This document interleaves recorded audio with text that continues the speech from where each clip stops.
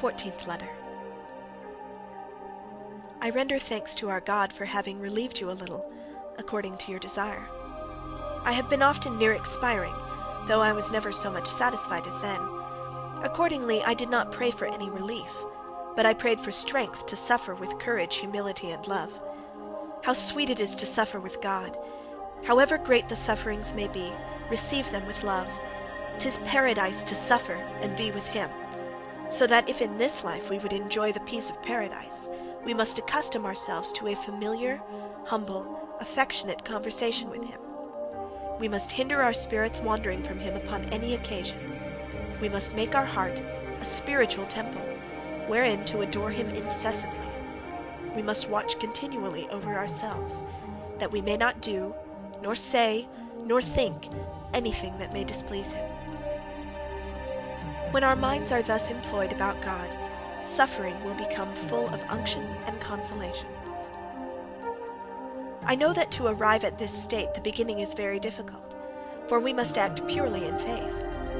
But though it is difficult, we know also that we can do all things with the grace of God, which He never refuses to them who ask it earnestly.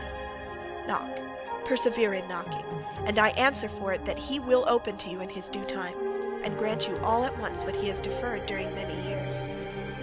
Adieu. Pray to Him for me, as I pray to Him for you. I hope to see Him quickly.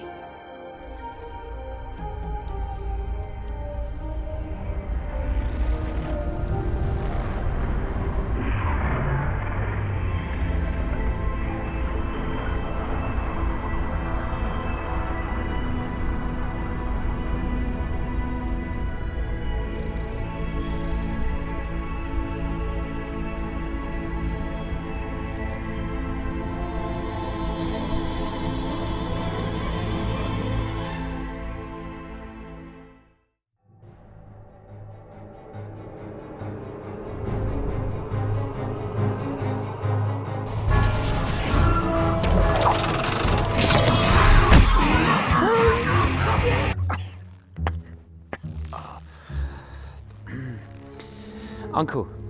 What now, Wormwood? May we go back to a point you made earlier?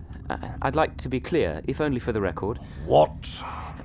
I believe you've said that all selves are by their very nature in competition. Yes. And therefore the enemy's idea of love is a contradiction in terms. Yes. And that the enemy loves the human vermin and really desires their freedom and continued existence. Is that what you said? I want to understand, to be clear, for when I repeat all this later. Repeat? At your trial for heresy. Heresy? Oh, I see a point, yes. Yes.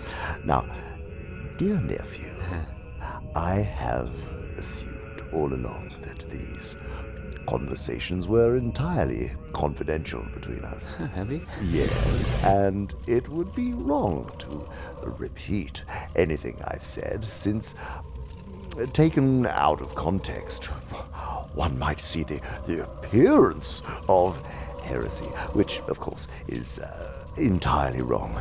Is it? Of course it is. And, by the way, I hope you understood, too, that my apparently uncomplimentary references to Slubgob were purely jocular. I really had the highest respect for the old devil. Jocular. And, of course, some things I said about not shielding you from the authorities were not seriously meant. You can trust me to look after your interests. I'm sure I can. The truth is, I slipped by mere carelessness into saying that the enemy really loves the humans, and that, of course, is an impossibility. He is one being. They are distinct from him.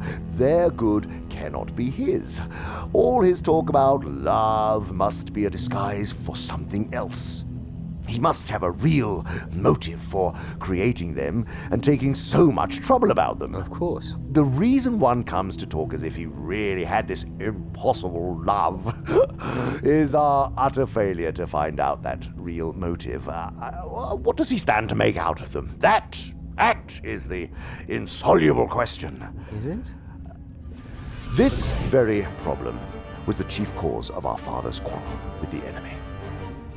When the creation of man was first at issue, and when, even at that stage, the enemy freely confessed that he foresaw a certain episode about a cross, our father very naturally sought an interview and asked for an explanation.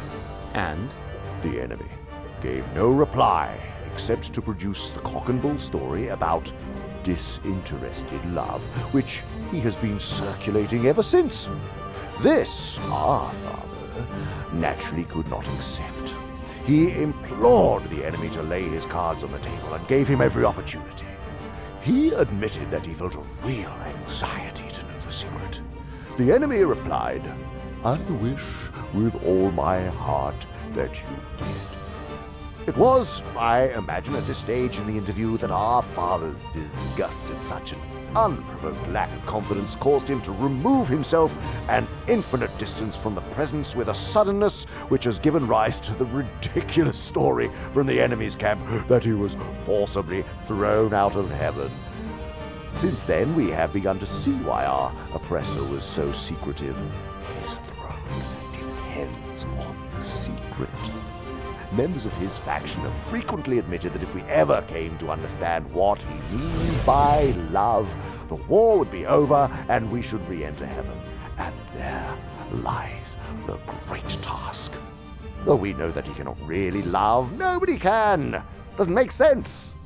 If I may be so bold, why has no one found out what he's really up to? Hypothesis after hypothesis has been tried, but to no avail. Yet we must never lose hope.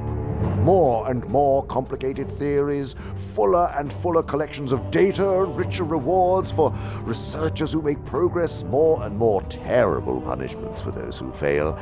All this, pursued and accelerated to the very end of time, cannot surely fail to succeed. Is that enough for you, dear nephew? Yes, Uncle. Good. And, about the other matter, the so-called, heresy. Think nothing of it, Uncle.